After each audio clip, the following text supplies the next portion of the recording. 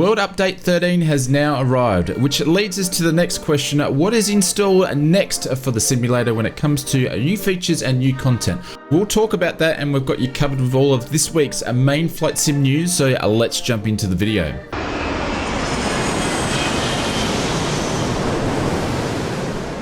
Before we jump into this week's video, I'd like to say a big thank you to our partners over at Apex PCs. Apex Gaming PCs and the Oz Flight Simmer channel have partnered up to create a range of gaming flight simmer PCs tailored to flight simulation pilots in mind. The private pilot and the commercial pilot range has been designed to provide a great frame rates if you are on a budget, or if you're an experienced simmer and want to take your simming to the next level. You can even customize to suit your virtual pilot needs. Links in the description below if you want to check out the new range of Oz Flight Simmer PCs, the private pilot and the commercial pilot.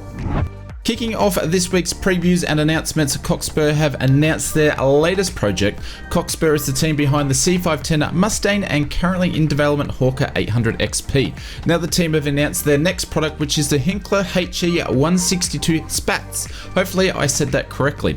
This next aircraft is iconic jet aircraft, single engine, powered from the era of World War II, and was mostly built out of wood due to the shortage of metal at the time. The engine was mounted on top of the fuselage, which gave it a unique look. The Spats was designed to be easy to fly and maintain system-wise, but it was a handful to fly like most of the other fighters of the era. No confirmed features just yet, but we did get to see one working version over to the Two-Tone at Murphy's channel. I'll leave a link in the description if you want to go and check that out. Cockspur have confirmed they are hoping to release the 162 within the next 2 months and plan to release on both Xbox and PC. Flightbeam Studios have released some new screenshots of their in-development KFSO Captain's Edition. It's been known for some time now that the Flightbeam team has been working on KFSO. First we saw some screenshots back in September in 2022. Now the team has showcased some new screenshots in more detail. The new screenshots show Terminal 1 and the level of detail the team is striving for with this scenery. No data when we'll see Flightbeam Studios KFSO in our sims, but of course we will keep you updated. Azure Poly announced their biggest development project yet, which is the C160 Transall, almost 1 year ago now. Now the team has announced their project is in its final stages, and the team have a target date release for next week. The team have focused on the C160R version of the aircraft, which is the most modern version of the 160. Once we see the release of the aircraft, it will be a VFR ready, and further updates will be required for the Transall to have improved IFR capabilities. Limitations on day one will be a basic IFR with support for VOR, ILS and ADF. Azure Poly is known for detailed aircraft. With further updates, we would expect this to be a high level version of the C160.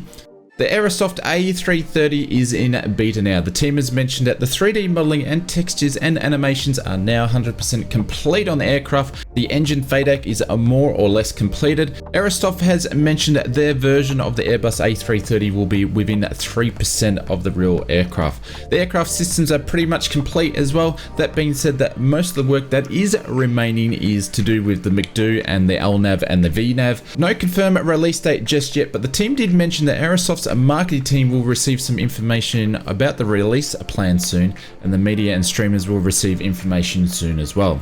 In a previous update from the team, which wasn't so long ago, Aerosoft did mention they have a planned release window which is 1 to 4 months. We may see the A330 sooner in our sims rather than later.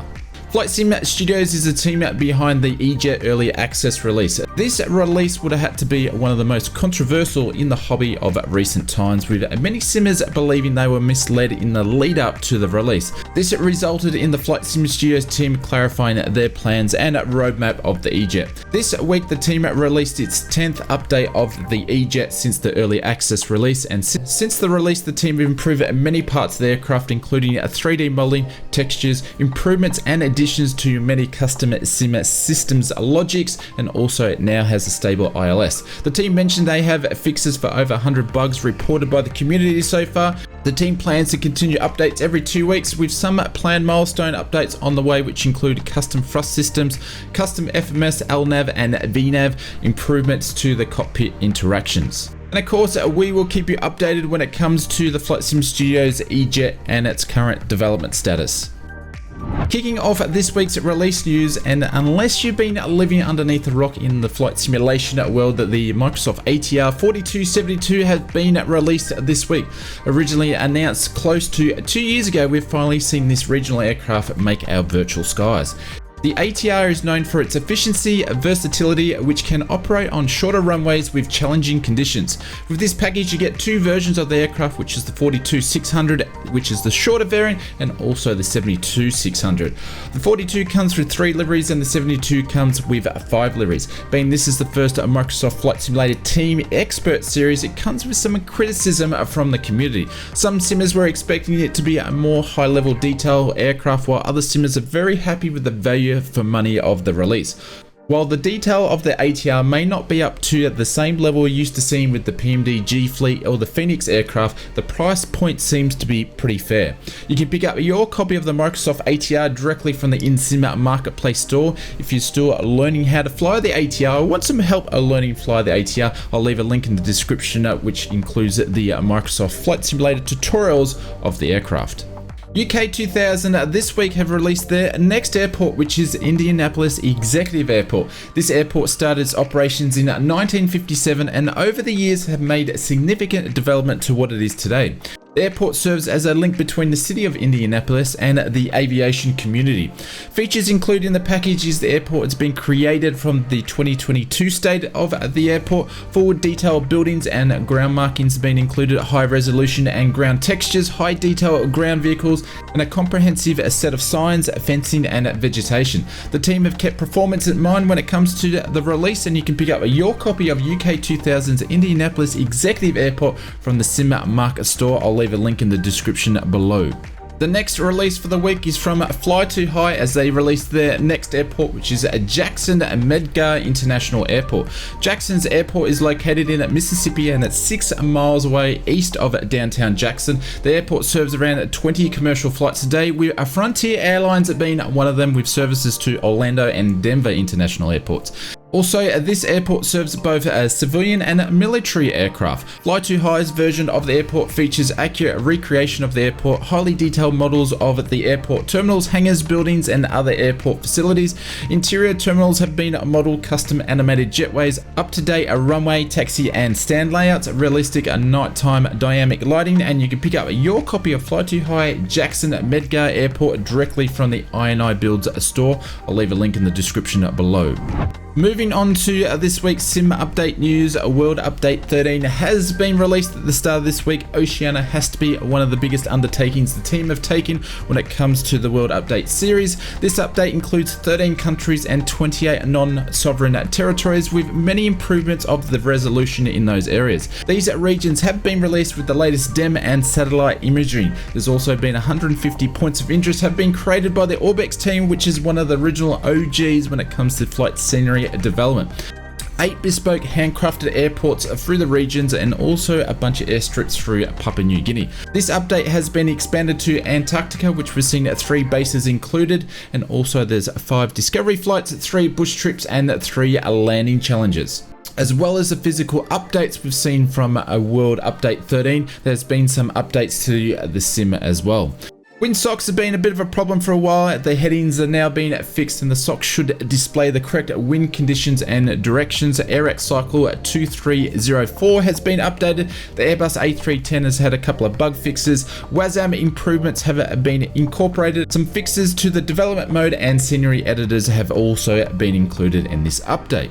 This week we've seen a new wishlist update, and the only feature that is marked under the current active development that is not listed to be included in World Update 13 is the Scenery Gateway tool. The team mentioned they're still working through some compliance issues and they are hoping to have a release May/June. We should hear more information about this in the next development livestream, which is due next week. This is where we should receive more announcements of what the team has installed in the next 3 months, as the current development roadmap is now out of date. As from the last update we saw from the team, when it comes to May, we should see a new local legend. I'm not sure which aircraft or if it's been confirmed at this stage.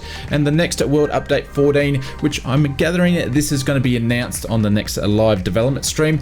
And also the Scenery Gateway is expected to be with this release. In June, we're going to have a Cities Update number 2. We're going to have a Famous Flyer, and also the Aircraft Avionics Update number 2 is going to be released. And in July, we're going to see a Cities Update 3, a Local Legends, and also a Famous Flyer. The next sim update is still scheduled for August, and hoping we'll see some major features added to this one. Perhaps we may even see seasons. Well, that's me hoping anyway. I'm sure we'll get some clues filled in on some of this when it comes to the development live stream, which is scheduled for next week. This week we've been treated to another update of the InSim Marketplace backlog list. We've seen a drop from 872 last week to 837 this week, which is great news, and it matches the large amount of releases we've seen on the InSim Marketplace this week. Aircraft backlog has increased from 59 to 72, and the aircraft priorities have moved from 4 to 10. This may be due to the effects of WASM and the increase in development aircraft being released on the console. We've seen a drop in airport sceneries from week to week, which is great news as well. And speaking of marketplace releases, the ATR was the biggest release for the week, but we did see another 36 products released on the InSim Marketplace, which is the largest amount we've seen for a while. Red Wings released their latest aircraft, which is now available on console for Xbox, but it's been available for PC users for some time now. Other highlights include the INI builds a JFK Kennedy International Airport, which was released 2 weeks ago, but now is available on PC and console. And the theme for this week's InSim Marketplace releases is Scenery Airports. We've seen some great airport releases for both PC and console this week from such developers such as Fly Too High, Just Sim, UK 2000, and Orbix. Thank you for watching this video. If you enjoyed the video, please hit that like button, and if you are new to the channel, please consider subscribing. That way we can let you know when our next flight sim video or stream goes live.